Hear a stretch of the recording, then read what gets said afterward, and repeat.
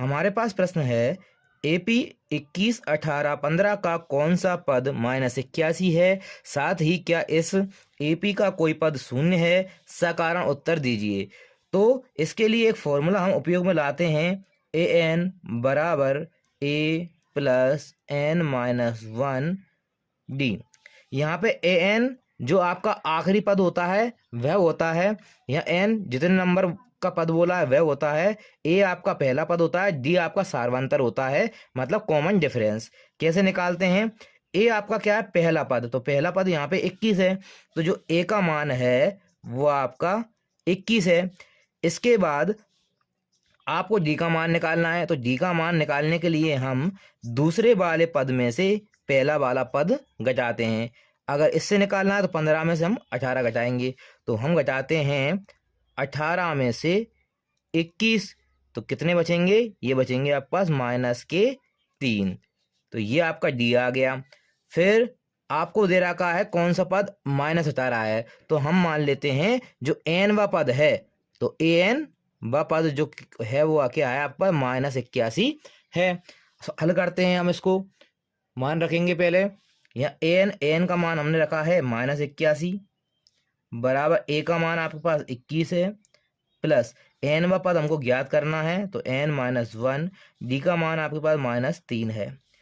21 को हम दूसरी तरफ ले जाएंगे पक्षांतर करके, तो ये हो जाएगा -81 - 21 बराबर N-1 और -3। 81 और 21 को जोड़ देते हैं क्योंकि दोनों माइनस के हैं, ये हो जाएंगे 102, ये माइनस बराबर यहाँ -3 इनके गुणा में है, तो हम लिखेंगे बचे में -3, क्योंकि ये कोष्टक का मतलब होता है आपका गुणा। माइनस से माइनस कट जाएगा, यहाँ बचेगा आपका N-1। 3 से 102 को काटा, कितना आ गया? 3 तिया 9, 3 चौका 12, और यहाँ माइनस का 1 दूसरी तरफ जाके प्लस का 1 हो जाएगा बराबर N। तो यहाँ पे आपका N का जो मान निकल के आएगा वो आ जाएगा 35, मतलब जो 81 है वो आपका 35वें पद है। कौन सा पद है? 35वां पद कौन सा है आपका? 81 माइनस का। ठीक है, इसके बाद आपसे बोला है साथ ही क्या इस AP का कोई पद शून्य है, तो हम फिर दोबारा मान लेते हैं N वा पद शून्य है। अब आपको -81 की जगह क्या लेना है? शून्य लेना है, तो यहाँ हम लेते हैं 0 बराबर 21 प्लस N-1 -3। आपको सेम टू सेम करना है, बस आपका यहाँ AN का पद चेंज हो जाएगा, जो कि आपका 0 हो जाएगा, शून्य हो जाएगा।